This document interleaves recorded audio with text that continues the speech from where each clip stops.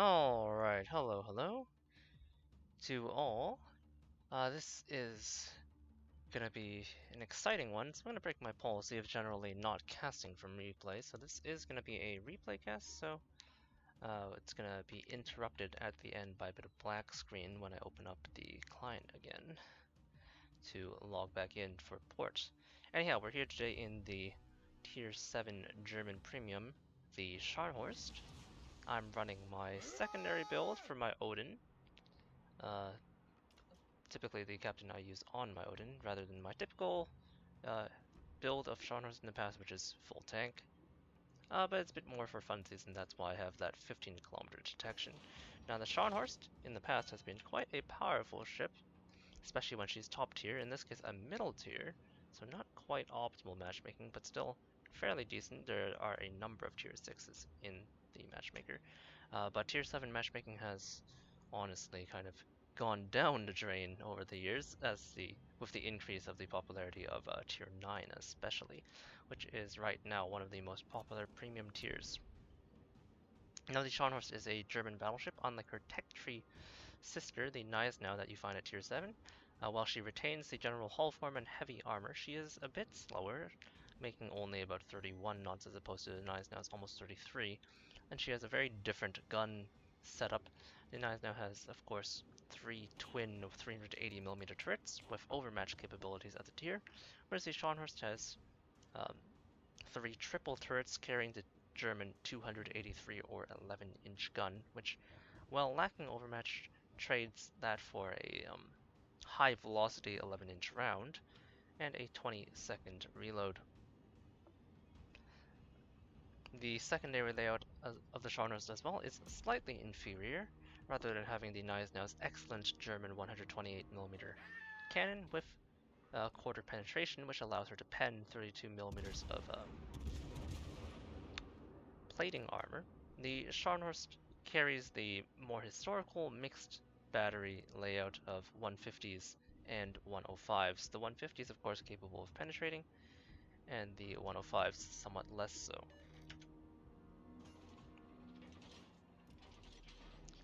So getting into the game, you can see me here on the map, Shards in Domination, kind of pushing in. We did see that Gaeta briefly, but not too much else. Normally you wouldn't push into this upper cap when you spawn on the bottom side of the map, because this is the enemy home cap, the cap that the enemy team spawns closest to, so you tend to take a significant amount of fire pushing your way in. But because a significant number of ships came with me, 2 cruisers, a destroyer, and a King George, although my destroyer is now down, I was more than willing to push in this circumstance, rather than swinging down through the middle. You can see me firing off my shells there, and the light caliber shells showing their weakness, as I get some ricochets firing into that King George belt armor as he angles just ever so slightly. Firing blind into the smoke there to try and, or not into the smoke rather, but into the open water, as that's a pretty common spot for the destroyers to park when they're trying to cap, but no dice there. Making use of my 20-second reload to try and saturate that area with fire. We do end up spotting the Gaeta again, however, and it ends up being that he pushed in quite significantly. Now I can see that the enemy has not deployed too many ships here overall. It has turrets passing by the cap, but other than that, it's just the King George V and that Tronto at the top protecting that Gaeta. I can see most of the ships by now, so I feel pretty comfortable pushing in at this point, just popping my spotter plane to lob some shots over that mountain at the turrets. You can see my low caliber shells shot into the turrets' upper belt, kind of glancing off for the most part, just doing very small chip damage, but this is kind of how the Scharnhorst ends up playing. Like the other ship currently in the game, armed with 11-inch guns, the Graf Spade, the Scharnhorst doesn't have particularly good accuracy. It's mainly just her higher reload, which only gives her a tiny fraction higher DPM. You can see me straddling the turrets there at a fairly medium distance at 13 kilometers, in spite of basically aiming at a battleship-sized full broadside target, showing off that German dispersion. Guided torps sail past my bow, so even though I lack the hydro, managed to dodge out on those, and now I close in on the target. Set my secondaries onto him. He pops his smoke, but having seen the torpedoes, there really is nothing to stop me from pushing in. That Turpus could technically crossfire me, but he's turning out and he's quite low at this point, so I'm not too afraid. More than happy to basically finish off the Turpits here with what shells I can, landing a couple more glancing AP hits. Spotter plane drops. You can see that guy is shooting me in the smoke. Using my short-ish reload to kind of track him. Taking a look. Oh, there's the shells. Take the shot. 2 over penetrations here. Now, the Scharnhorst only has a full AP pen damage of 7600 as he lights up once more. Set him as my secondary target. Now, versus a low tier 6 destroyer, even my 105s can pen him, so I can mostly leave him to my secondaries. I'm gonna fire up one last shot here, and then at 4 kilometers or so, he's not really gonna get away, even with the reduced accuracy of secondaries after the captain rework. This is, of course, on patch 10.6, so we haven't quite yet gotten the slightly improved skill here. The Toronto makes the foolish mistake of firing while smoked, within his smoke fire range, so I'm just going to wait for him to slide out here, and then my main battery should be able to punch some holes into him. Now, the one advantage of having low caliber shells, of course, compared to the Knives now, is that, well, the Knives now very well would have, if he got those hits, probably would have over-penetrated the Toronto at that range. The low caliber shells of the Scharnhorst, on the other hand, have absolutely no problems citadeling that thinly armored cruiser, even at that range. It's King George staying inside my secondary range for some god-awful reason, and staying actually quite broadside to the point where I can get some hits in. You can see my main battery putting in some amount of work, but there's really, outside of citadeling cruisers, the Scharnhorst isn't exactly a ship where you're going to be putting in those huge salvos, engaging the Lexington bombers coming in with my AA, but you can see me slowly racking up those secondary hits, and inside this matchmaking where I can still face battleships with my own tier, especially something like this thinly armored 25mm plated KGB where even my 105s can penetrate him, the secondaries can actually put in a good amount of work with their extended 9.5 kilometer range. Now, pre-rework, the secondaries had some better accuracy, however they only had about 8 kilometers of range at full build, firing at this fast moving Tonne, by the way. At some distance you can see the shells are fast but not railguns. I do end up skimming him for 1 shell, surprisingly enough, in spite of his rather high velocity. But as I was saying, the secondaries extended their range out from 8 kilometers at tier 7 to 9.5 full build, which is actually a sizable improvement for that tier. The tier 8 and above secondaries, on the other hand, got rather minor increases, firing a pot shot at my Tonne, however. Team damage is now turned off, so that doesn't deal any damage.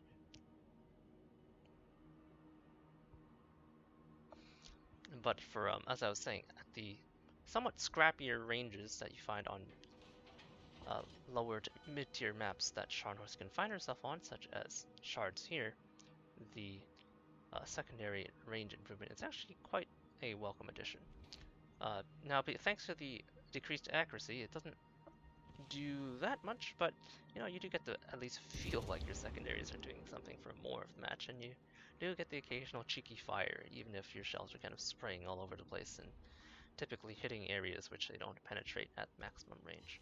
Taking a long-range pot shot at that Atago there, or ARP to cow technically, but you can see even minor angling allows him to shatter my low-caliber shells on his belt.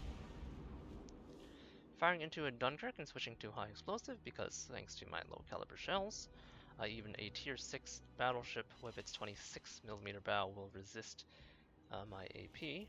The shells that I do manage to land, thankfully, do skim his superstructure, but I am going to switch temporarily to high explosive, just going to try and score a fire. That Dunkirk is under quite intense fire at this point. Game not too exciting thus far at this moment, but we are kind of pushing in to try and clean up the team. We have a slight advantage. Angling for this Lexington's torpedo bombers. Leading the Dunkirk's turn, do manage to short those Lexington torpedoes, and he doesn't really have enough of a sortie size to kind of fly over an NCAL, Tonne, Scharnhorst, and Charles Martel, so kind of a foolish drop there. still have my HE loaded, kind of speculating as to what's going on. The Dunkirk does go down. That New Mexico I'm shooting at is still fairly angled. And you can see the kind of terrible HE DPM that most German ships have. Even the Hindenburg, which is kind of a fire starter, does have kind of terrible HE. It's more about the raw penetration damage and the fire starting.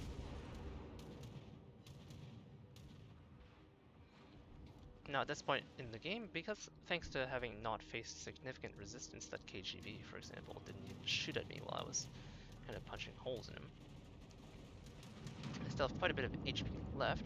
I'm shooting at this new tier 6 Dutch cruiser, I can't pronounce that name, but it is the tier 6 Dutch cruiser if I'm not mistaken. No, actually no, it's the tier 8, it's the Eindracht. Or, actually no, the Eindracht is tier 7. Nevertheless, closing in on the distance here as the match winds down. So quite a few enemies left. The Eindracht is pushing in for some god-forsaken reason. These new Dutch cruisers are not exactly close quarters brawlers. My secondaries do manage to pick him up, prompting me to switch my secondaries over to this fleeing Arctic cow, since I have a better shot at getting some pens in as I close the distance on both this New Mexico and Colorado. It's very rare these days that you're going to be able to find yourself in a situation like this, in a position of power, where even kind of leading the charge, there's not enough pressure to kind of dissuade you. We did, in this case, manage to survive with most of our HP and secondaries intact in this case, and so finally now we can kind of relive the Scharnhorst of her heyday, kind of pushing in against multiple battleships without too much interference from destroyers or cruisers shelling you from long range to actually get these skills to proc. You can see me actually popping my Gunther Luchen's secondary talent there, which is definitely a rarity. And closing into close quarters, popping off a first set of torpedoes against the New Mexico. Unfortunately for me, he does slow down, so I'm gonna miss those, but thankfully I have the other side, as long as they don't get destroyed permanently. The Colorado is unlikely to fire high explosive, however, so as long as I stay decently angled, should be able to pull up on this Colorado side with my vastly superior Scharnhorst speed, and this New Mexico who's attempting to ram is going to find himself eating a face full of Scharnhorst torpedoes because, well, this is still a significantly powerful ship at close quarters. Colorado showing quite a bit of side. You can see those pea shooters only dealing a tiny amount of damage, prompting me to finish him up with my last gun on my rear. Takao popping up at close quarters. Now he does have torpedoes, so obviously I gotta be aware of that. At this close quarters, should be able to citadel him. Indeed I do, however the rather markedly mediocre dispersion of the Scharnhorst again kind of shoving itself off. Even at close quarters, these German battleships have an inconsistent gun at best. He did manage to get both tubes on this side off. Gonna skim one, but it's gonna keep me from taking too much more damage by just casually turning to the side, holding off my damage control until the planes are right over me. Probably could have just damage controlled immediately since I kind of knew he was going to strike me, but I did want to wait it out for a bit just to avoid eating a fire.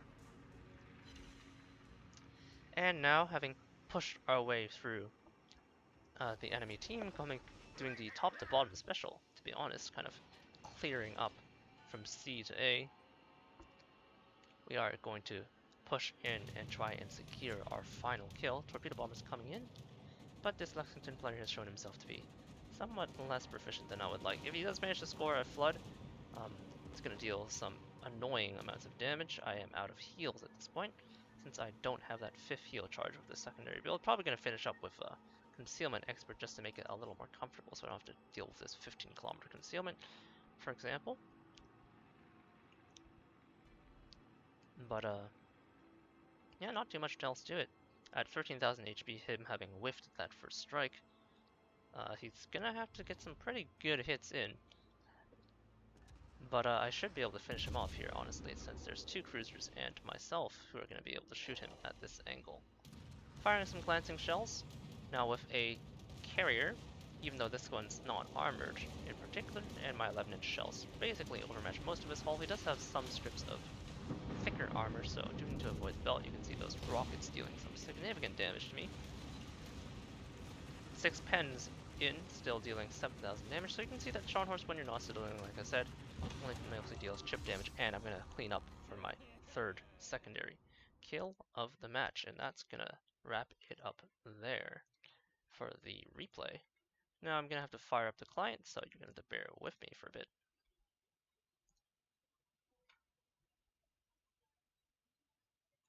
As we move on to the client. Wargaming client firing up in the background, which, as you should know if you've ever played any Wargaming World of Warships, the client takes a significant amount of time to fire up.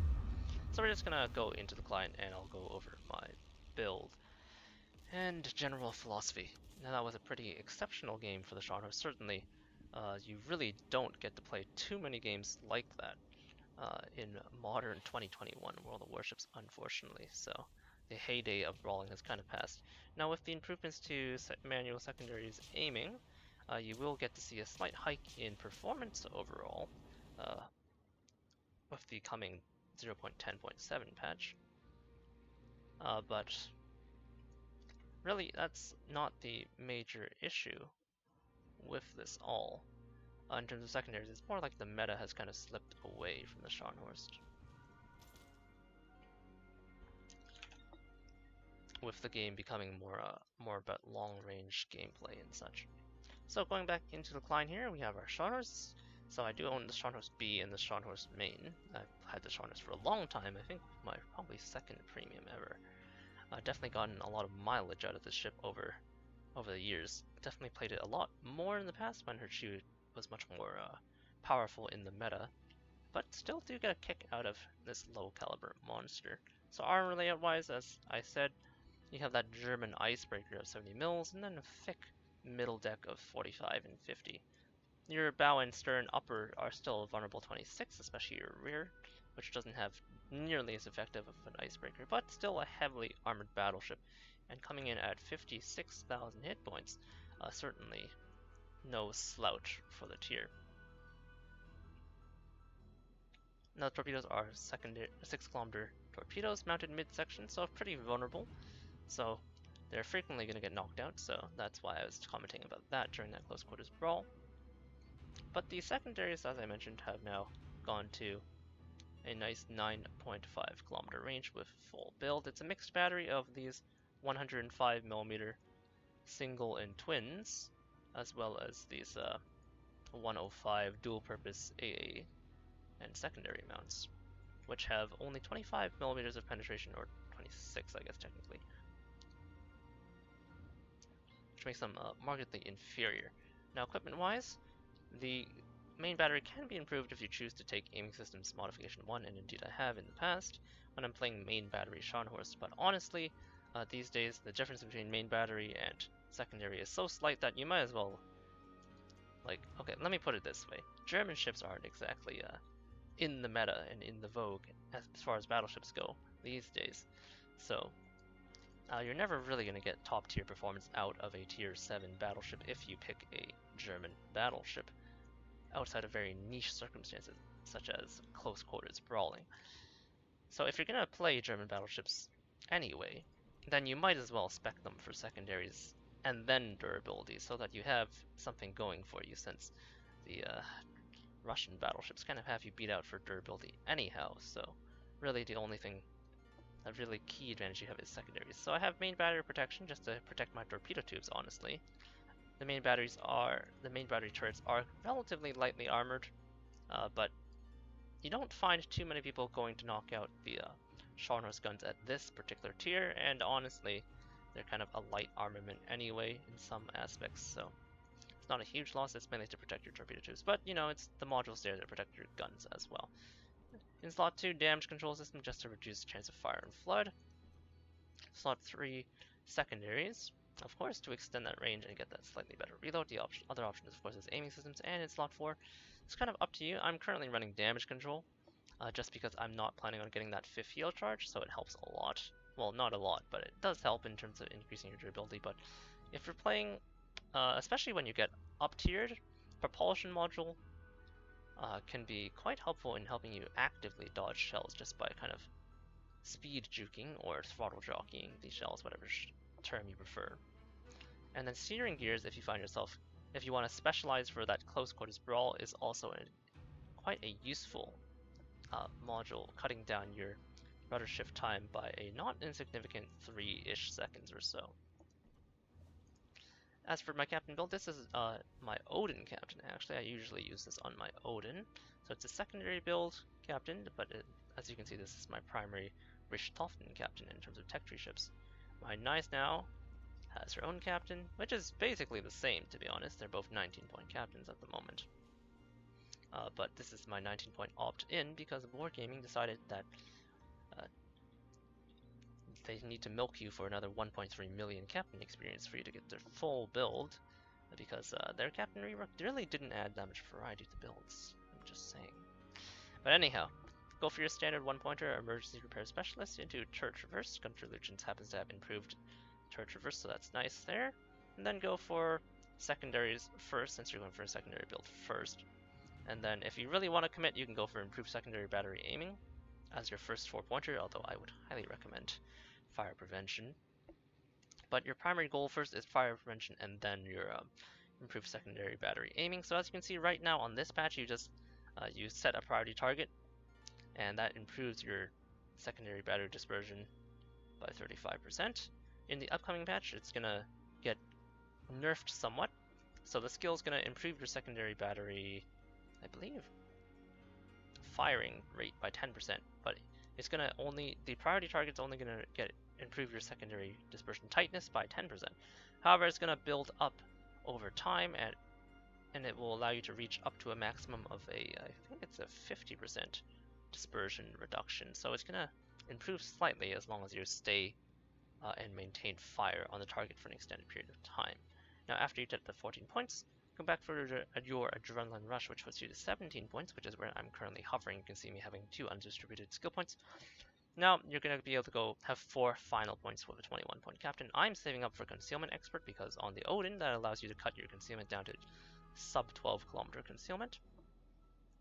But if you don't mind being spotted from the moon with your secondary builds, you can opt for this extra heal charge with Emergency Repair Expert. You rarely get to use it though, however, as you saw even in that last game where I was under fire during that last bit and did burn through every last heal charge. There's just not so many games where you're going to be able to do that necessarily. So honestly, I prefer the concealment just to be able to move around in the dark a little more and disengage and preserve my health that way, but it's kind of up to you. Now, if you don't want either of those, you can go back for basics of survivability, and then you're going to have a spare 1-pointer after taking that extinguishing time, and I would go for gun feeder. So there's several ways to kind of opt in. I'm definitely going for a concealment expert here. While it would be nice to have gun feeder on these low caliber battleships, both the Scharnhorst and the Odin, I'm just opting for them more to have concealment expert as more important. I definitely could move this 3% emergency repair specialist over, considering the ships I run this captain on. But it is kind of what it is. Anyhow, that was like a fun little highlight. You kind of rarely have Scharnhorst games like that. She's definitely fallen out of favor somewhat in the past few years, but yeah, that was definitely a fun one. This game was actually played right before the Nice Now game that you're going to see uploaded probably before this Scharnhorst video comes out, so that's the game we were referencing. So I just thought I would share that. Unfortunately, you're not going to get our witty comms of myself and my colleagues kind of having a chat as they backseat game me, but definitely one of the most exciting games I've played in a while, and there is a reason that Scharnhorst is my most played random battleship still, even now, even though she's fallen out of favor. She isn't quite the monster she used to be, but still can have her high highs, certainly. With that said, I hope you enjoyed, and I will catch you all later. Cheers.